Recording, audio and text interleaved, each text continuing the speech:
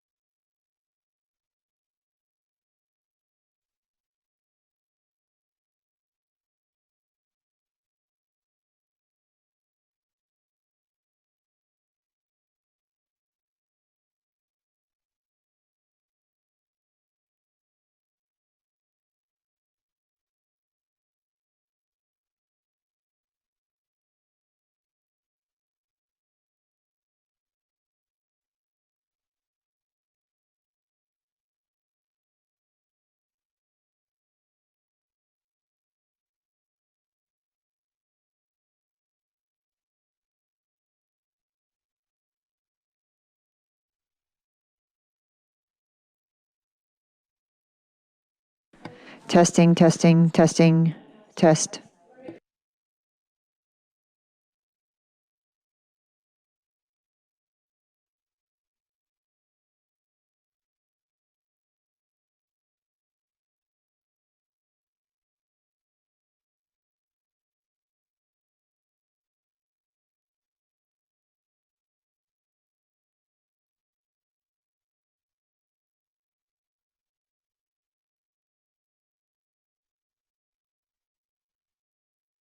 Test, test, testing, testing.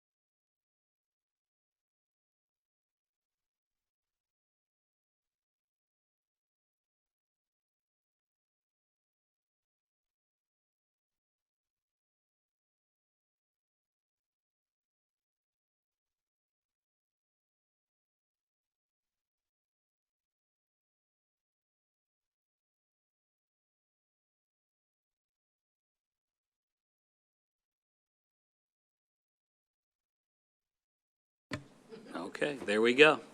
Good morning, everyone. I'm going to call this meeting to order. We have a quorum. Our first action item for today is the Audit Selection Committee's selection of the top audit service proposals. Diana, would you like to walk us through that? Good morning. I'm Diana Carr, the Budget and Business Services Manager at JWB. The purpose of this agenda item today is to discuss the 5 proposals you all received in response to our RFP for audit services and to finalize your scores to select the top audit service proposers. As you may know from the earlier meetings, this is a highly structured process per Florida statutes, so I'll be helping to facilitate the process today. In addition to receiving the 5 proposals, we also provided you with a summary matrix that captures the key elements from each of the proposals, and you should have a copy of this in your packet for you to refer to as needed. At this point, you all have read and scored the proposals independently using a 5-point scale found on the bottom of your evaluation forms. During the discussion this morning, you will be permitted to adjust your scores if you so choose, and I'll capture any changes in the spreadsheet that's showing on the screen. So just want to check to see if everyone can see the screen okay. It's large enough? Okay. After the scores are finalized, we'll review the ranking, and then after provide an opportunity for public comment, you'll select the top proposers who will be invited to make a 20-minute presentation to this committee on June 21st. Since Colleen is not here with us today, if we have anybody that wants to make public comment, Lorraine Hayes, who's next to Mr. Onks, will be taking the public comment cards. And as a reminder, Laura Brock is serving as the financial expert and is available to this committee if you guys have any questions for her. I'll ask that you discuss each proposal in alphabetical order as we're showing them on the screen, providing any strengths or weaknesses that you noted for each and asking any questions that you might have for Mrs. Brock. And before you move to the next proposal, I'll just want to confirm whether or not any of you would like to adjust any of your scores based on the discussion. So with that, Mr. Chairman, I'll turn it back over to you. All right, let's move right in. Let's start to discuss the Cherry Becker proposal. Does anyone have any comments?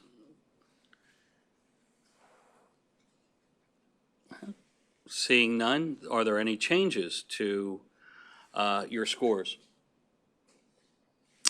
Seeing none, let's move on to the next one. Clifton Larson Allen. Again, any comments? Any changes to scores?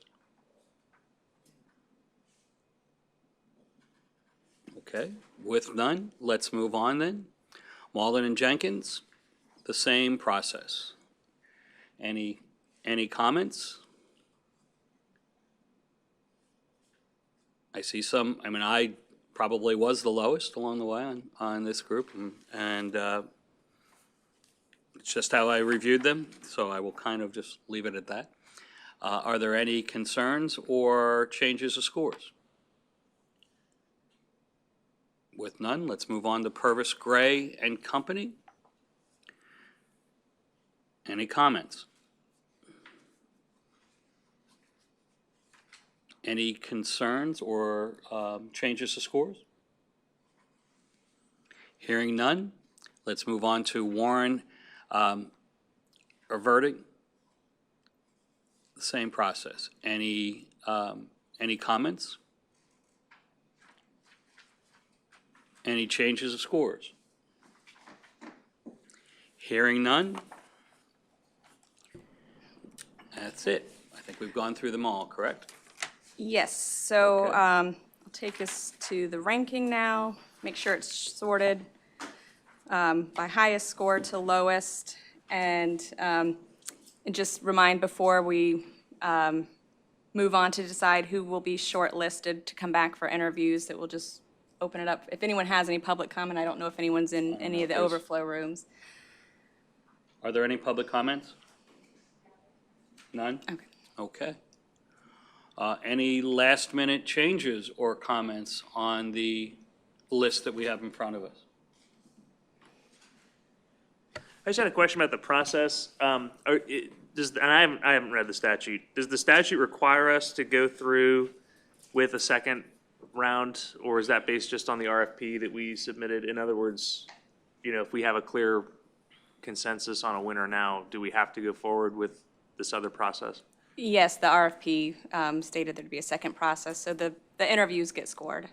Okay. And is there a minimum number that we have to invite to the interviews? There is a minimum number to recommend to the board, which is 3. Okay. Okay. And Thank so you. we have interview slots for 3. Okay. Okay, so based on that, we see the top 3. Does anyone have any comments or questions about the top 3? Hearing none, I believe we then need to vote on that we'll accept the top 3 going to the second round. Is that correct? Do I have a motion to do that? So move. A second? Do I have a second? Okay, so we have Brian and Mr. Butler having that. All those who are in favor to move forward, say aye. Aye. Those opposed, same sign.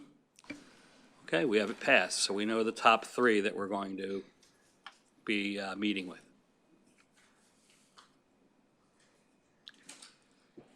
Are there any other public comments or anything that need to be addressed? No? I guess, Mr. Chair, just to be clear, did the staff have any concerns? Obviously, I would rely on you all as the experts. Did you have any concerns with the top 3 or any disagreement on the top 3? No, I'm personally familiar with all 5 of the firms, having either worked with them or had acquaintance and so forth. So I have no problems with that. The second round, we do require them to submit their financial information and the references. So the 3 that make the list that you've identified, we will go through the references with them. We don't do that with all the proposals. And then they will be providing some financial information for us to determine financial stability. We will be providing that to you at the time after you do the interviews. So. Okay, great. Okay, so we now have our selected 3. So let's then move on to any discussion items. So Financial Committee, financial report for February, March, and April. Laura? Thank you. So in your packet, you have the financial statements. Since we haven't met in a while, I did provide you with February, March, and April, although February and March have been provided to you at the previous board meeting. So I'm going to focus today on the April financial statements, which would be the most current ones that you have with you. So in looking at the balance sheet, again, and we've said this before, you have a pretty healthy balance sheet, cash and investments of about $79 million, total assets and deferred outflows of $85 million. The only liabilities of long-term nature that we have, and these are on a government-wide financial, would be the pension liability. But outside of that, we just have the normal accounts payables, accruals, and included in the accrued liabilities would be your payroll accruals. In your fund equity area, we do have a 2-month reserve that we set aside as the assigned cash flow requirement, and that leaves us with an unassigned fund balance of about $18 million. On the income statement, just to remind you that this is through the period ending April 30, which is 7 months. And to put that in perspective, that would be 58% of a calendar year, or on a 12-month year. So looking at the actual column, which is the orange column on the left side, that would be your year-to-date actuals. So looking at our revenues, and of course, as you're aware, our revenues come in much earlier. They're not spread over the entire period of time, but we've received 98% of the revenues based on our budget. So we're at $76 million for total year-to-date, and if you look at the far right-hand column, that compares with the prior year, which was $70.9 million. So we're about $5.8 million higher than what we had a year ago. And looking at your program, well, let's look at administrative. So administrative is about $4 million compared to last year, which 3.9. So we're pretty much on mark with the prior year variance being $273,000. And our program expense, year-to-date, we are at $25.6 million, which is just a little bit over what the prior year was, and we may have expected that to be higher, but I think, in comparison last year and this year, we're still trying to maintain and provide expenses and reimbursements as they come along. So prior year was $25.5 million, and our variance from the previous year is $150,000. And then looking in our total expenditures, we're at $32.2 million compared to a year ago, $31.4. So our variance is really nominal, $767,000 from the prior year. Any questions on the balance sheet and income statement? Following that, we've got some charts, some bar charts that you can look at, which shows you where we are in comparison with revenue and expenses and by the different budgets. We also have the contracts that have been signed for the month of April, as well as budget transfers that were made and approved. And then the last statement is the investment report, which we are required to provide to you on a monthly basis. And as you can see, we've got about $79 million held in investments between the variety of BB&T regions, the Florida Local Government Investment Trust, and Florida Prime. As you're aware, our earnings are very small compared to what we have been able to get in the past. So our earnings year-to-date are only $45,000, which our budget, we were thinking we were going to get quite a bit more based on what previous years has demonstrated, but that's just not happening. And so you can also see you've got your investments broken down by institution, so we can determine if we have all our assets with one institution, 44% being with the Florida Prime. And you can see our investments, savings, and that in the pool. So I'd be glad to take any questions relative to the monthly statements. Are there any questions? Seeing none, are we ready to move on to the budget development calendar and funding parameters? Laura? Thank you. So we have taken our first stab, if you would, at the budget for fiscal '22.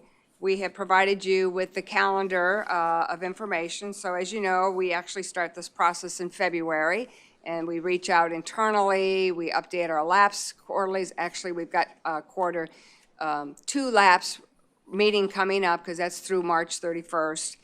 But based on what we've put together at this time, we've got a cost of living adjustment that we have factored in of 3%.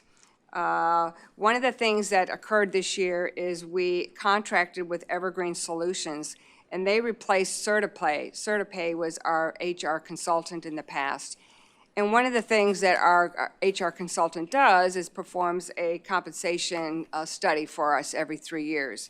So Evergreen will be providing that for us this year, and as a result, with not knowing what the effect may be due to market changes and so forth, we have put a placeholder in the budget for $250,000 for any correction or adjustments for any compensation relative to the market study that they will be preparing.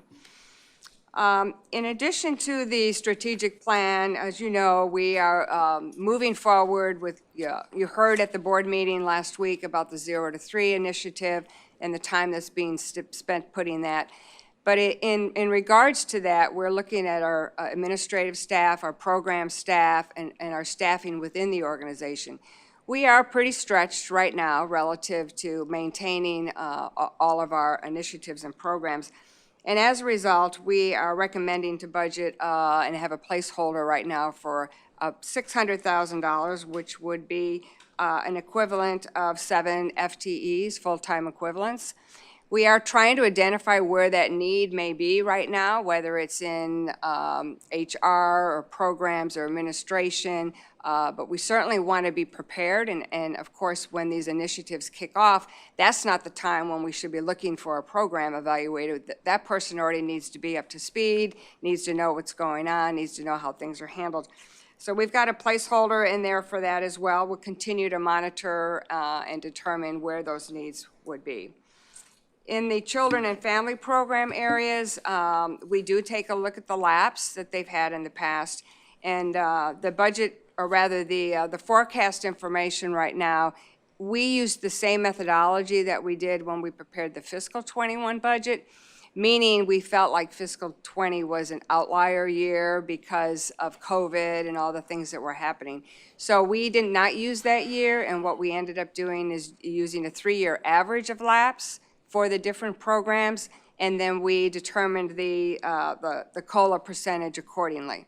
So that's what we have factored into the forecast as well. On the capital and non-recurring funding area, and of course, this is where we have the grant applications where the agencies can apply for capital non-RFA funds. We have a placeholder right now for that for $1.75 million. That is higher than what it was a year ago.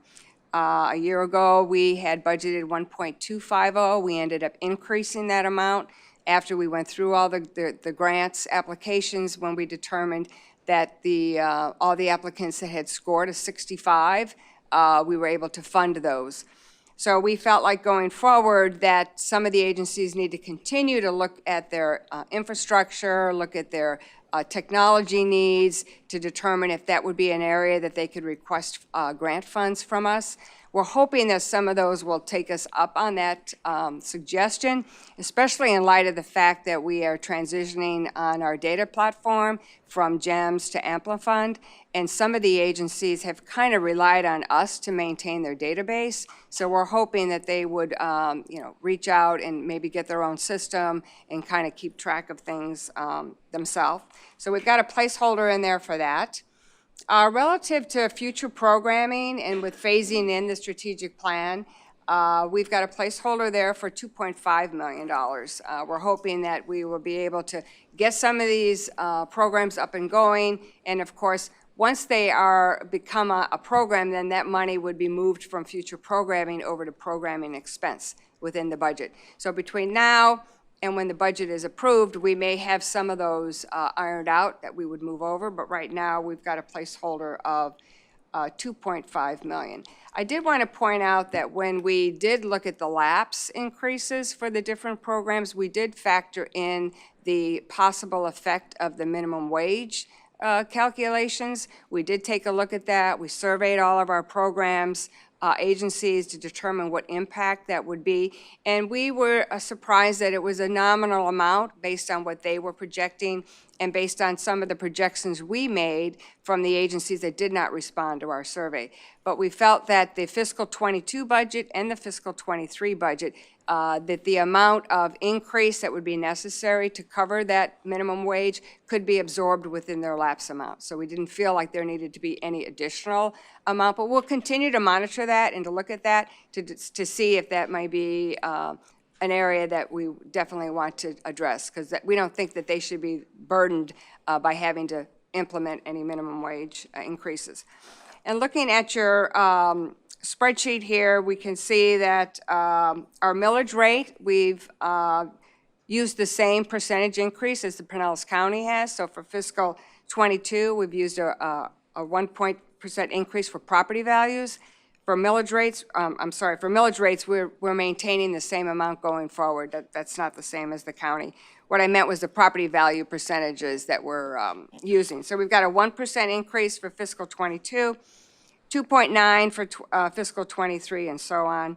As far as fringe benefits, we don't have any of the information yet for our insurance, so we're budgeting about 25% in that area until we know for sure what the change would be, the impact relative to the insurance, and so forth. And going forward, looking out to the projected fiscal '25 year, one of the areas that we try to look at is the unassigned fund balance as a percentage of expenditures.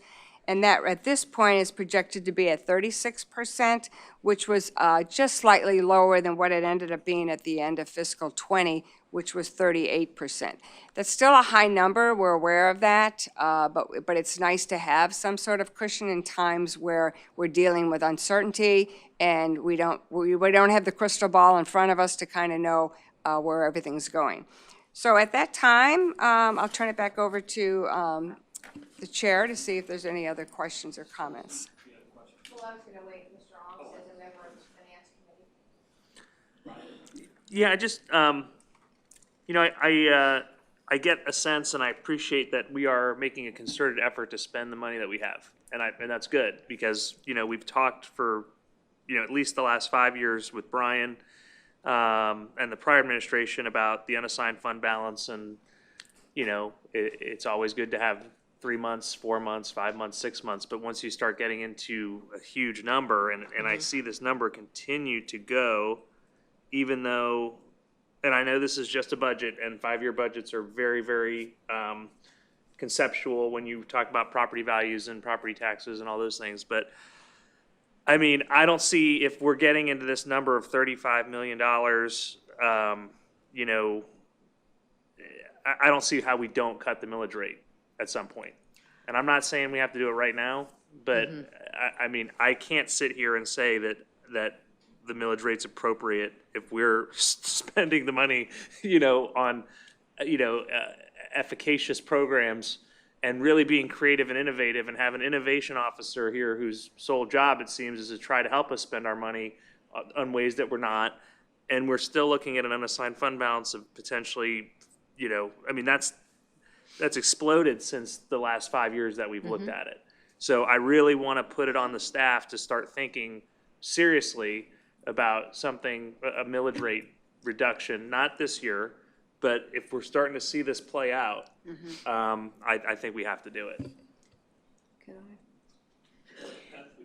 Yeah, I absolutely agree, and it would have been part of our proposal this year, but for a couple of things, and that's, I get it, I'm not pushing it for this year. understand, but we're, I think, very conscious of the fact that that unassigned fund balance is far greater than it needs to be, even as we project out for 5 years.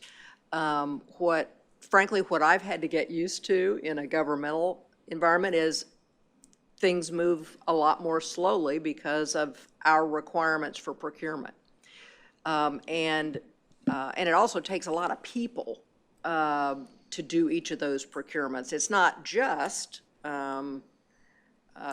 Diana and her folks, but it is programmatic people to define the scope of work and do the research and interview and score and all of those things. So that sort of ties to us looking at internal personnel. We can only move as fast as we have personnel to do it.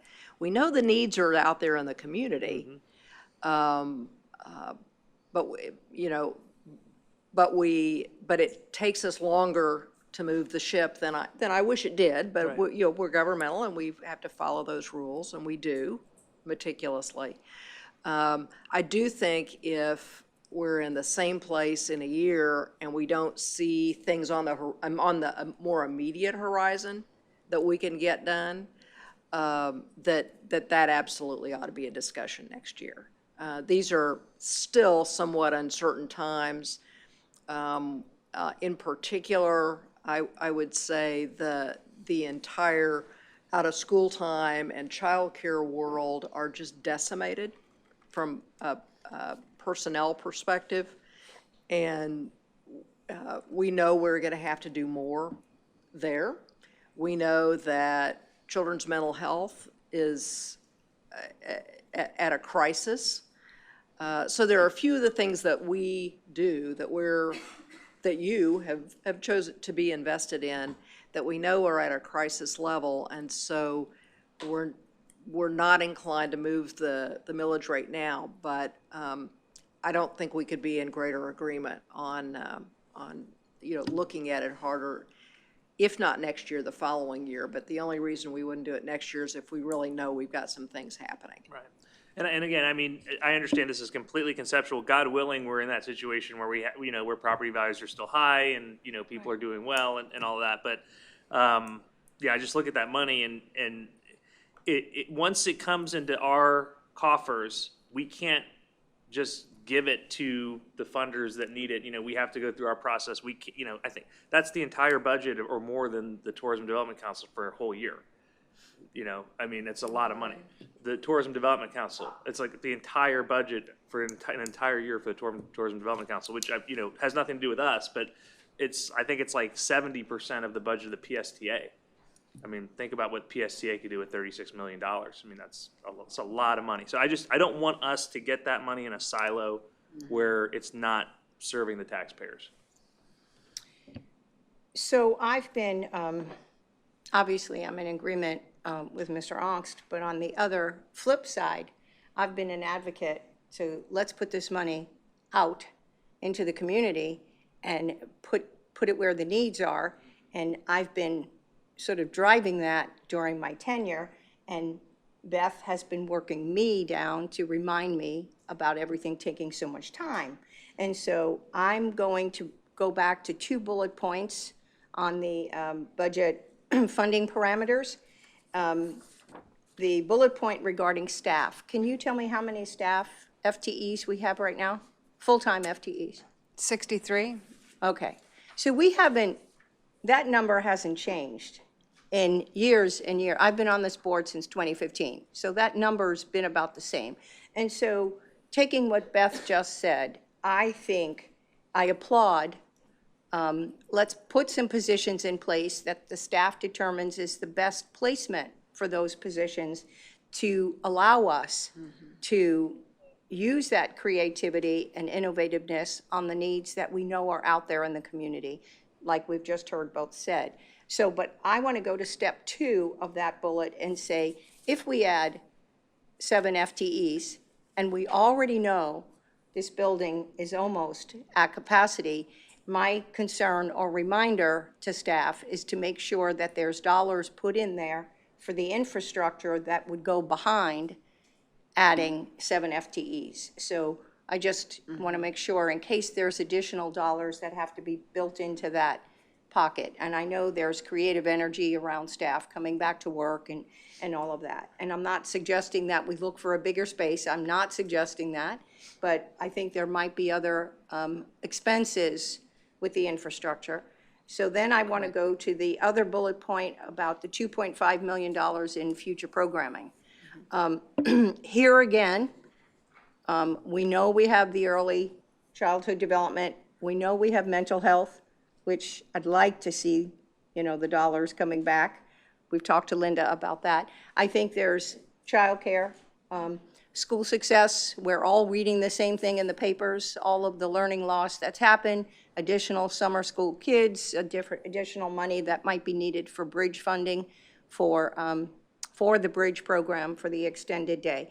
All I want to suggest is I, for one, would not be opposed to bumping that number up, because the clarification that I want is from is it 2.5 million for the 5-year spread?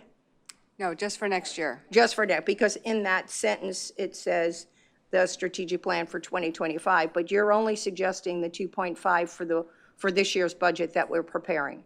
That's correct, and if you look at the forecast spreadsheet, It's just for we've the- got 2.5, and then the subsequent year will be 2.75. Okay. 2.75, 2.75. So that's another area that I would be supportive of additional dollars with, of course, where it was going to be spent. But lining up with both Mr. Ongst and Ms. Houghton is that at some point, we'll look at the millage rate. But for me, especially during my tenure, I'd like to see the money be out there rather than in these accounts. Thank you. Right. Wanted to comment too that every procurement takes a lot of time across a lot of different parts of the agency. And in sync, I think, with the board's desire to hold organizations accountable and to move through the process of PIP and CAP and terminating funding, if that's the right answer. When we do that, if it's a program we want to see, but the provider isn't who we want to see, that's a procurement that doesn't add more dollars out in the community. It moves dollars from this provider to that provider. And so, for instance, next year we have at least one of those.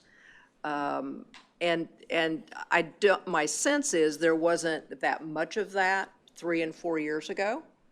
And that just sucks up time. It's the right thing to do. It is what you have directed us to do, and I absolutely believe in it, but it's amazingly time-consuming. It's both going through a PIP and CAP process and communicating with an agency, hoping they will turn things around, trying to give the technical support so that they do turn it around, but if not, appropriately documenting where we are.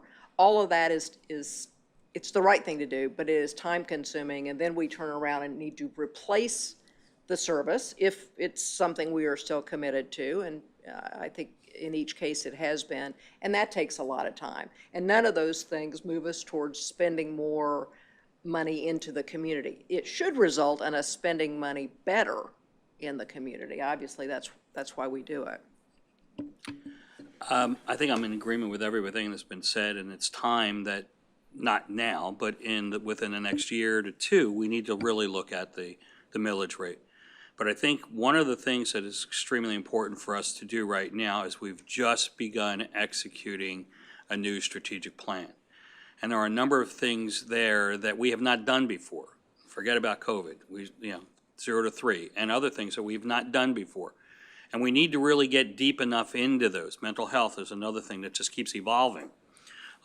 We need to get deeper into what is it that we can do and how we plan on doing that, and what's the impact of staff on those programs.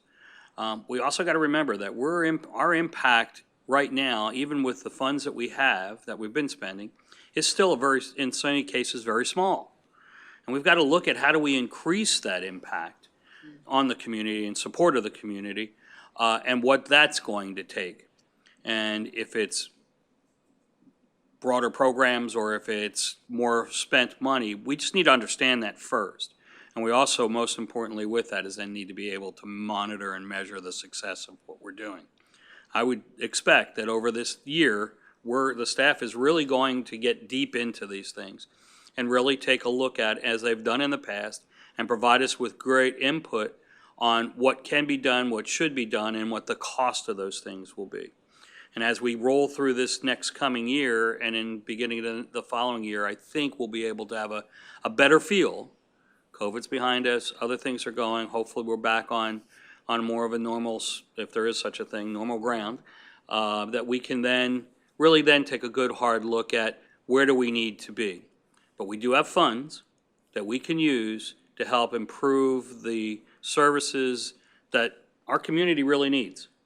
And it's not as though we've added more cost to that process. We've actually been very stable in our budgeting process, and good things have happened, housing, values increases and those things to allow us to get there. We can't go to any much further without really having a good, strong basis for what we need to spend, how we need to spend that, how it's better going to impact the community and other services, and the last of all least is what we need to know what we need in staffing to support that.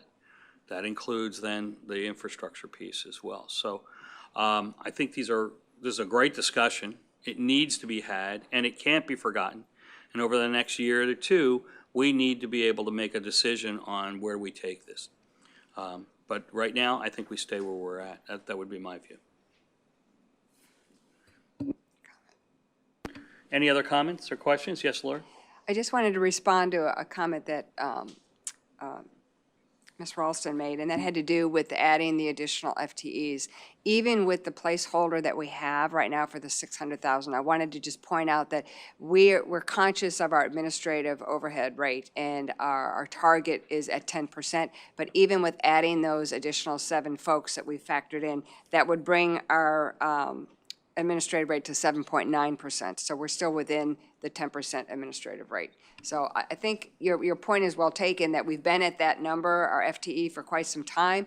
And as I indicated earlier, that we're kind of stretched, and meaning like when we're trying to, change programs or change providers, that's taking a lot of time and energy, in addition to finding new programs and trying to identify, like Beth said, the outcomes, the benchmarks, the scope of work. So you're right, all the points are very well taken, and we appreciate your comments about looking at the unassigned fund balance.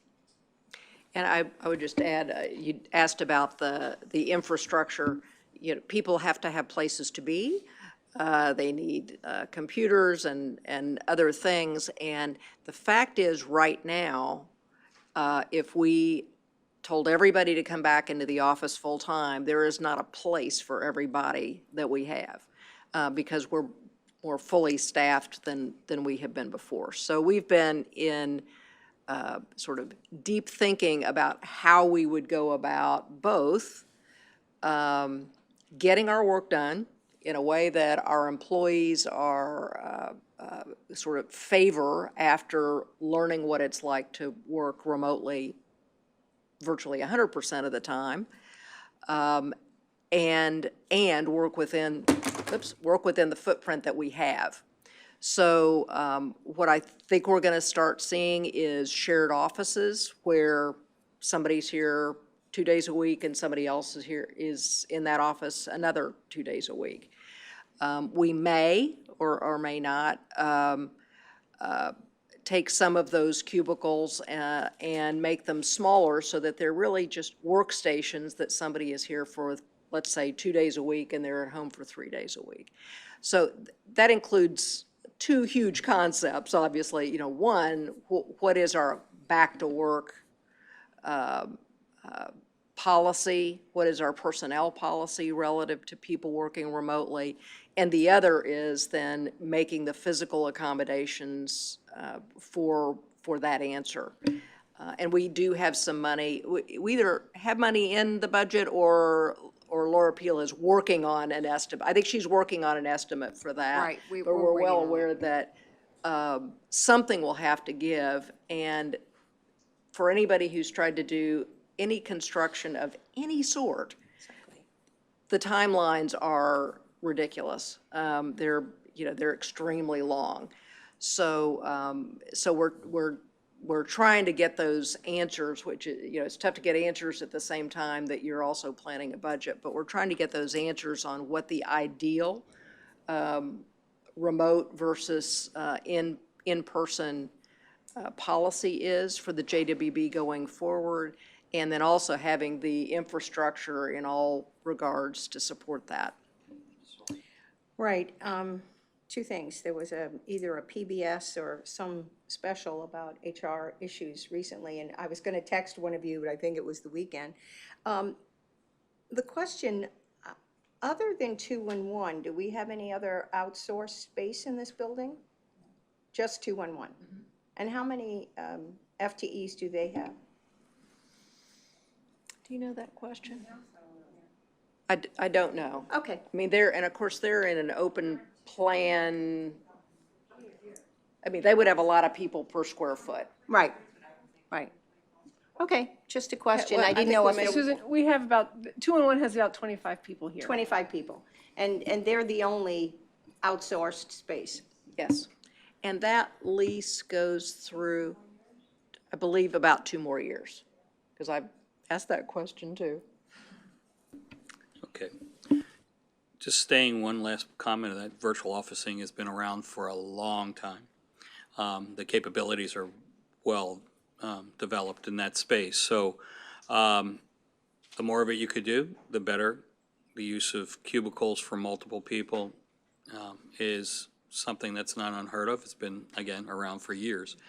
So I think it's just, again, we need to be looking very closely at what are the real needs, where do we need to focus on those needs, and whether a person needs an office space here or whether they can do that in a remote place is part of that decision process. So, and I think you'll see a lot more because of people getting comfortable working at home or working in other spots, that it won't be as hard as it may have been in the past. So you can ask the question whether in 2 years or so you want to look at 211 and say, go find another place to be. That's a possibility, but I'll leave that in your hands. So are there any other questions or comments for Beth? Hearing none, we're now to an open agenda. Do we have any public comments or any thoughts?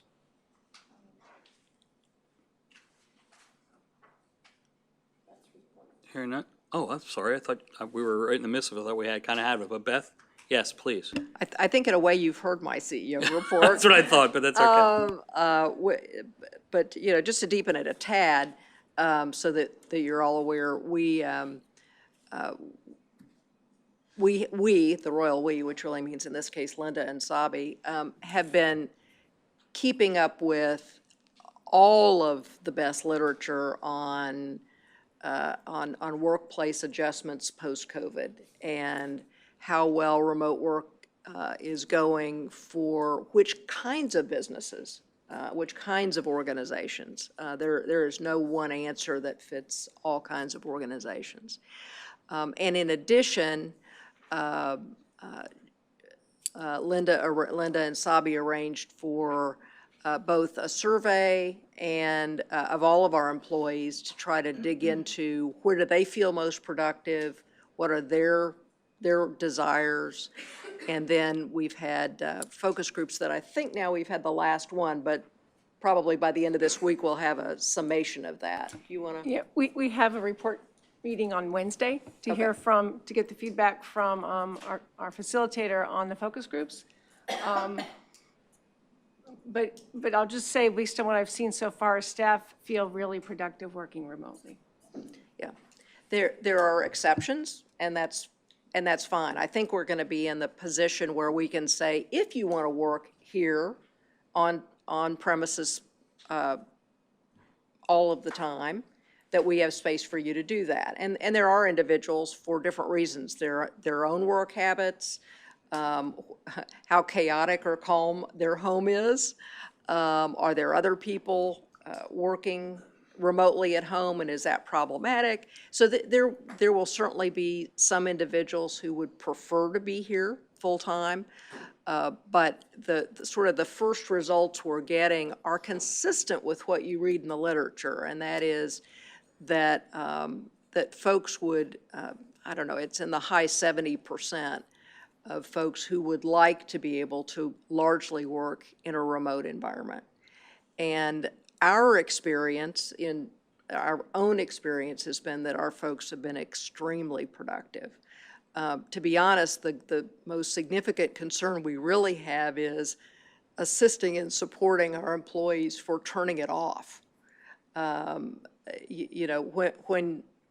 work is in your home, you're always at the office, sort of thing. And when you have a commute, and when there is a general feeling that, no, you don't stay here till 10 p.m., you leave at 5 or 6 p.m., that creates a break in work-life balance. But when you can work from home anytime, we've certainly got some folks who have a hard time ignoring emails. And so that, to be honest, that's probably more what we're going to need to work on, or assist them in drawing those lines so they don't become burned out.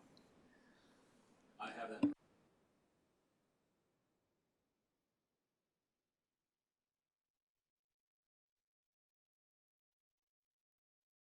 Is there any comments or questions for Beth? Any additional? Again, then let me move on to open agenda. Are there any comments or messaging from the public? There are none. Then with that, I believe we can adjourn this meeting. Thanks, everybody, for coming.